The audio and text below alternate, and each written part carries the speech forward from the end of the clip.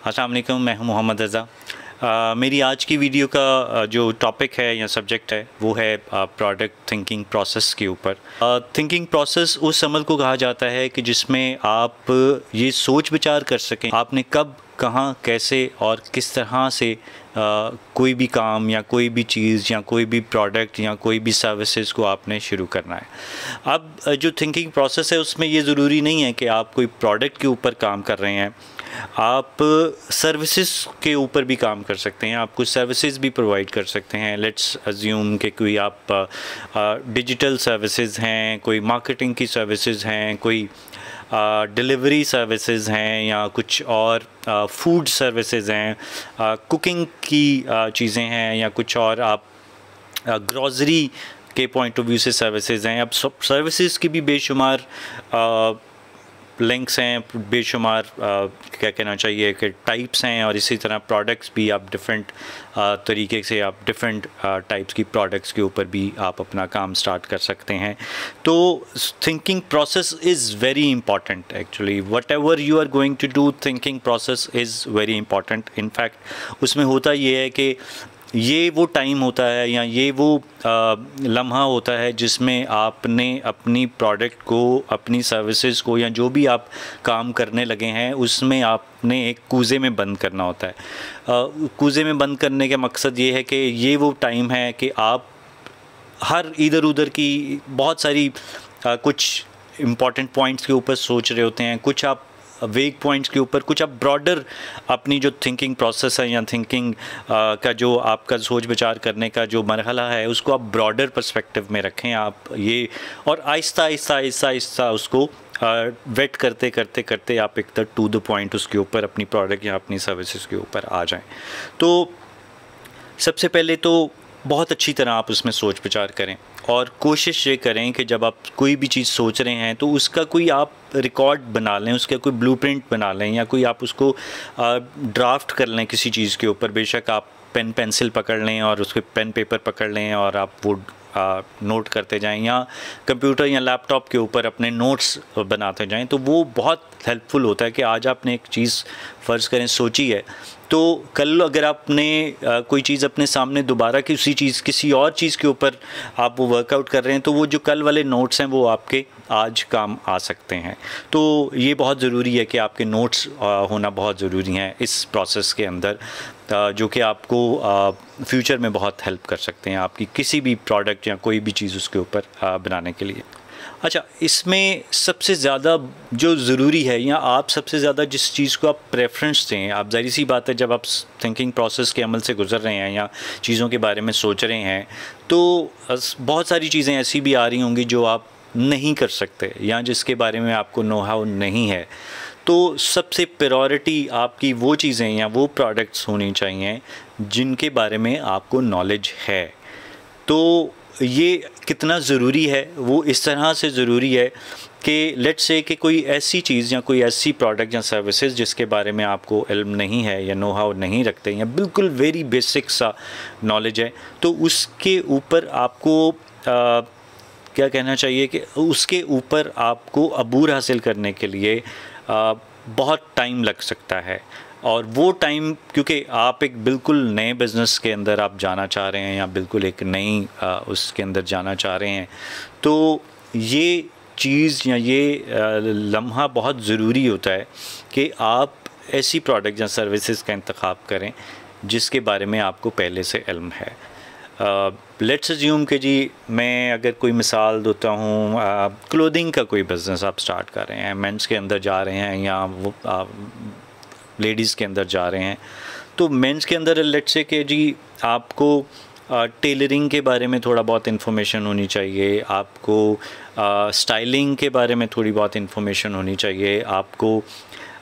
किस तरह से कहाँ से आप जाके एक अच्छी प्रोडक्ट अपनी डेवलप करवा सकते हैं, ये एक बिल्कुल आपको इल्म होना चाहिए या आपको आना चाहिए। अब अगर लेट्स अज्यूम कि जी आपने एक क्लोथिंग का ही बिज़नेस आपने ले लिया लेकिन आपको इसकी अलिफ बे भी नहीं आती है और आपने डिसाइड किया कि जी ठीक है जी मैंने अब क्लोथिंग का बिज़नेस करनी है, आपने सारी वर्किंग अपनी करके आपने कहा कि जी नहीं मैंने अब क्लोथिंग का बिज़नेस करना है, तो आप जब मार्केट में जाएंगे, पहली बात है आपको टेलरिंग का नहीं पता होगा, आपने अच्छी अपनी प्रोडक्ट प्रोक्योर कहाँ से करनी है, या आपने कपड़ा कहाँ से ख़रीदना है, या आपने टेलर का इंतखाब आपने कैसे करना है, या कौन सा टेलर आपने लेना है, तो आपको ये नहीं पता। आप पर यूनिट आपकी प्रोडक्ट क्या कॉस्ट आएगी ये आपको नहीं पता है। तो आप जब इन सारी चीज़ों से लाइल्म होके, आपको नहीं अवेयरनेस इसकी, जब आप मार्केट में उतरेंगे या आप फील्ड में उतरेंगे या आप मैदान में उतरेंगे, तो आपको इन चीज़ों के बारे में नहीं पता होगा, तो अपना या आपको लाइल्मी में आप अपना टाइम का भी नुकसान करेंगे और आप अपना फाइनेंशियल भी नुकसान करें। तो ये बहुत एक इम्पॉर्टेंट पॉइंट है कि आप जब भी कोई प्रोडक्ट या सर्विसेज का इंतखाब करें कि तो आपको उसके बारे में पता होना चाहिए या उसका नॉलेज होना चाहिए। ये that is very important thing. जब आप अपनी प्रोडक्ट का इंतखाब या सर्विसेज का इंतखाब कर चुकें तो बात यहाँ ख़त्म नहीं हो जाती है। बात ये है कि आप उसके ऊपर फर्दर रिसर्च करें। रिसर्च आपने क्या करनी है कि लेट्स से क्लोथिंग की ही चलें, हम एग्ज़ाम्पल ले लेते हैं। तो अब और मार्केट के अंदर, आपकी लाइन के अंदर, या जो आप सर्विसेज या जो आप स्टाइलिंग या जिस चीज़ के अंदर आप जा रहे हैं, और कितने ब्रांड्स या और कितनी प्रोडक्ट्स सिमिलर मार्केट में अवेलेबल हैं, आपने ये चीज़ बहुत ज़रूरी देखनी है। अब लेट्स से कि जी आपकी ABC डिफरेंट 3 किस्म की स्टाइलिंग है। अब आपने इन तीनों स्टाइलिंग का कंपैरिजन करना है मार्केट में अवेलेबल चीज़ों के साथ। लेट्स से कि जी प्रोडक्ट A, प्रोडक्ट B और प्रोडक्ट C अब आपकी क्लोथिंग के अंदर प्रोडक्ट्स हैं, तो A में अगर कोई और बंदा ये चीज़ या कोई और ब्रांड ये चीज़ बेच रहा है, तो वो किस तरह से बेच रहा है, उसकी क्वालिटी क्या है, उसकी क्या कहते हैं, उसने प्राइसिंग क्या रखी हुई है, प्राइस टैग क्या है उसका, उसने अगर उसकी ओरिजिनल प्राइस क्या है और उसकी सेलिंग प्राइस क्या है। तो ये सारे एलिमेंट्स, अब जो प्रोडक्ट B है सेम उसके साथ भी सेम कंपैरिजन करें, क्योंकि प्रोडक्ट B जो है प्रोडक्ट A से डिफरेंट होगी, लेकिन उसमें भी ऑब्वियसली एक वेरिएशन होगी। तो प्रोडक्ट A, B, C का मार्केट में अवेलेबल चीज़ों के साथ आपका कंपैरिजन, या मार्केट में अवेलेबल जो प्रोडक्ट A, B, C की सिमिलर हैं, जो आपने अपनी लाइन में रखी हैं, प्रोडक्ट लाइन में रखी हैं, तो वो बहुत कंपैरिजन बहुत ज़रूरी है कि जब आप मार्केट में उतरें उस चीज़ को लेकर, तो आपको कुछ USPs होने चाहिए, यूनिक सेलिंग पॉइंट्स होने चाहिए। देखिए, प्रोडक्ट मार्केट में बेशुमार एक जैसे मिल रहे होते हैं, लेकिन हम उसको, या क्लाइंट उसको, या कस्टमर उसको आप तक अप्रोच कैसे करता है कि आपकी एक USP डिफरेंट होती है, या आप कोई भी ब्रांड अपने आप को डिफरेंशिएट इस वजह से करता है कि उसकी USPs डिफरेंट होती हैं। आपने जो प्रोडक्ट्स फाइनलाइज कर ली हैं, उसके ऊपर आपका होमवर्क बड़ा स्ट्रॉन्ग होना चाहिए। आप कोई भी, अगर आपसे आप किसी से एडवाइस लेने जा रहे हैं या आप किसी से कुछ पूछने जा रहे हैं, तो आपको क्योंकि आपने बेशुमार रिसर्च के बाद आप अपनी प्रोडक्ट की फाइनलाइजेशन के ऊपर आए हैं, तो आपका होमवर्क इतना स्ट्रांग होना चाहिए कि कोई भी आपसे आपकी प्रोडक्ट A या प्रोडक्ट B या प्रोडक्ट C के बारे में कोई भी बंदा क्वेश्चन करे, तो आपके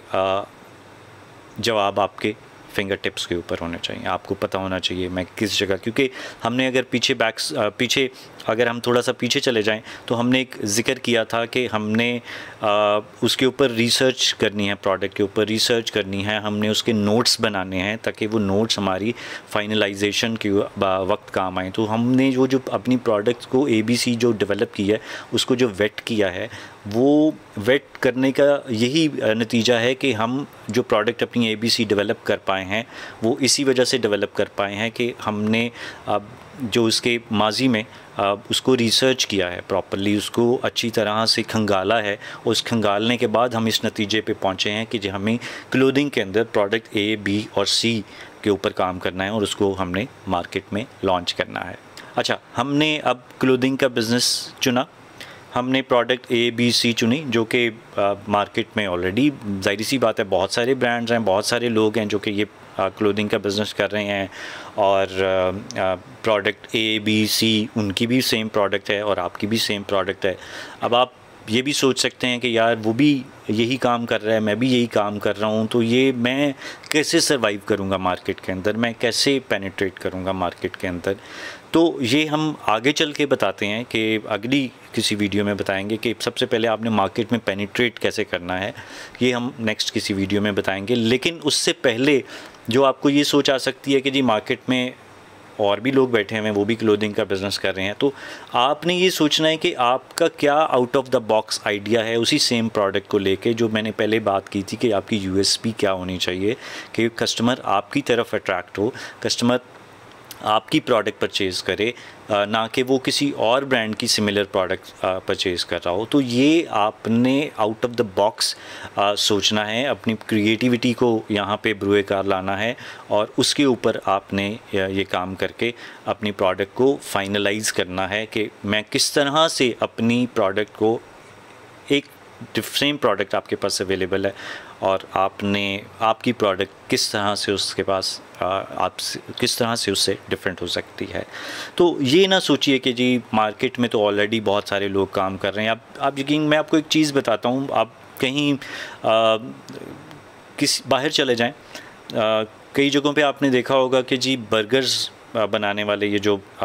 शामी कबाब बर्गर्स और इस तरह के बर्गर्स होते हैं बनाने वाले, 3-4 एक ही लाइन में बैठे होते हैं। आप ये देखें कि वो जो बर्गर, एक नंबर 1 बर्गर बनाने वाला, नंबर 2 बर्गर बनाने वाला या नंबर 3 बर्गर बनाने वाला, दोनों रोज़ आते हैं और रोज़ वो अपना एक जो भी अमाउंट है वो अर्न करके चले जाते हैं। वो नेक्स्ट डे फिर आते हैं और कुछ अमाउंट अपनी अर्न करके चले जाते हैं। तो मकसद कहने का ये है कि हर बंदा अपने अपने हिस्से की अर्निंग कर रहा है। और अगर आप ये सोच के बैठ जाएंगे कि ऑलरेडी मार्केट में ये चीज़ या ये ब्रांड ऑलरेडी अवेलेबल है, मैं ये नहीं करता या मुझे ये नहीं करना चाहिए, तो मेरे ख़्याल से इस तरह से ठीक है, थोड़ा सा कॉन्शियस ज़रूर होना चाहिए कि जी ऑलरेडी मार्केट में प्रोडक्ट अवेलेबल हैं, लेकिन आपने, जैसे मैंने पहले कहा कि आउट ऑफ द बॉक्स आप किस तरह से अपनी प्रोडक्ट को डिफरेंट करेंगे। अब लेट्स से कि जी burger, number 1 burger, number 2, number 3, number 4, अब कोई डिफरेंस तो है ना कोई। अगर आपने एक बर्गर नंबर 1 खाया है तो कल आपने बर्गर नंबर 2 खाया है, तो ऑब्वियसली आपको थोड़ा बहुत वेरिएशन नज़र आता है। और आपको जब वेरिएशन नज़र आता है तो हो सकता है आपको बर्गर नंबर 2 जो है वो ज़्यादा पसंद आता हो, आप वो बर्गर नंबर 1 के पास आप नहीं जाएंगे। तो दीज आर द थिंग्स कि आप किस तरह से अपनी चीज़ों के अंदर चेंज या मॉडिफिकेशन लेकर आते हैं जो कि कस्टमर को अट्रैक्ट कर सकती है। तो ये हरगिज़ ना सोचें कि मार्केट में ऑलरेडी ये प्रोडक्ट अवेलेबल है, मैंने ये नहीं करनी या मैं ये नहीं कर सकता। जब आप अपनी ये प्रोडक्ट को फाइनलाइज़ कर चुके हैं, आपने, ज़ाहिर सी बात है, आपने एक थॉट प्रोसेस बनाया, आपने उसको सारी इन्फॉर्मेशन को वेट किया, वेट करने के बाद आपने कहा जी मैंने क्लोथिंग का बिज़नेस करना है, क्लोथिंग के अंदर मैंने प्रोडक्ट नंबर A-B-C में जाना है या सर्विसेज नंबर A-B-C के अंदर जाना है। तो अब आपने ये सारी चीज़ें जब फाइनलाइज़ कर ली, आपने आइडेंटिफाई कर लिया, आपने एक पॉइंट बना लिया, अब आपने ये सोचना है कि आपने ये तीनों चीज़ें तो ये प्रोडक्ट तो सोच लिया और ये प्रोडक्ट के अंदर ये 3 वेरिएशंस होंगी। तो अब आपने ये सोचना है कि वो प्रोडक्ट्स या सर्विसेज आप किस तरह से मिनिमम कॉस्ट के साथ अपने कस्टमर के लिए अवेलेबल कर सकते हैं। अब लेट्स से अगर हम जैसे क्लोथिंग की ही बात कर रहे थे, तो आपने कपड़ा प्रोक्योर करना है, आप किस तरह से मार्केट से जाके कपड़ा प्रोक्योर करेंगे, कहाँ से आपको सस्ता और अच्छा कपड़ा मिल सकता है। आपने उसकी एसेसरीज़ के बारे में आपने जो लगानी है या उसके ऊपर सोचना है, तो वो आपने किस तरह से सस्ती एसेसरीज़ आपको कहाँ किस तरह से मार्केट में अवेलेबल होंगी, आपने उसको फ़ाइन प्रोडक्ट के अंदर या उसको आपने फिनिश प्रोडक्ट के अंदर स्टिच करवाना है आपने उस प्रोडक्ट को, लेट्स से, तो आपने किस तरह से अपना टेलर ढूंढना है, तो वो टेलर की मिनिमम कॉस्ट क्या आपको मिनिमम कॉस्ट आनी चाहिए। तो ये सारी चीज़ें, क्योंकि अब हमने अपनी प्रोडक्ट फाइनलाइज़ कर ली है, हमने अपना बिज़नेस फाइनलाइज़ कर लिया है, अब हम आहिस्ता आहिस्ता आहिस्ता उसकी फाइनेंशियल्स की तरफ जा रहे हैं। नेक्स्ट प्रोसेस जो आपका आता है, होते सारे प्रोसेसेस पैरेलल ही चल रहे होते हैं, लेकिन क्योंकि मैं वीडियो में आपको प्रोसेस वाइज या मैं आपको वीडियो में आपको एपिसोड वाइज बताऊंगा, इस एपिसोड में मैंने आपको थिंकिंग प्रोसेस के बारे में बात की है। इंशाल्लाह मैं नेक्स्ट कोशिश करूँगा कि नेक्स्ट अपनी एपिसोड के अंदर या नेक्स्ट वीडियो के अंदर मैं आपको फाइनेंशियल्स के ऊपर हम कुछ थोड़ा बहुत इसके ऊपर बात कर सकें, मैं थोड़ा सा आपको बता सकूँ। उम्मीद है कि आपको इससे कुछ थोड़ा बहुत सीखने का मौका मिला होगा, और अगर आप इस बारे में कुछ थोड़ा बहुत जानते हैं तो काइंडली अपना फ़ीडबैक ज़रूर मेरे साथ शेयर कीजिए, बिकॉज़ मैंने अपनी बहुत शुरू की वीडियो में कहा था कि मैं भी आप लोगों से सीख रहा हूँ, आप लोगों से सीख के मैं भी बहुत सारी चीज़ें कर रहा हूँ। तो इंशाल्लाह ताला मुझे भी मौका दें आपको सिखाने का, और मुझे भी मौका दें आपसे सीखने का। तो इस दुआ के साथ कि अल्लाह ताला हमारे लिए आसानियाँ पैदा करे और एक दूसरे की मदद करने का मौका फ़राहम कर सके। इंशाल्लाह नेक्स्ट एपिसोड में आपसे दोबारा मुलाकात होती है, तब तक के लिए अल्लाह हाफ़िज़।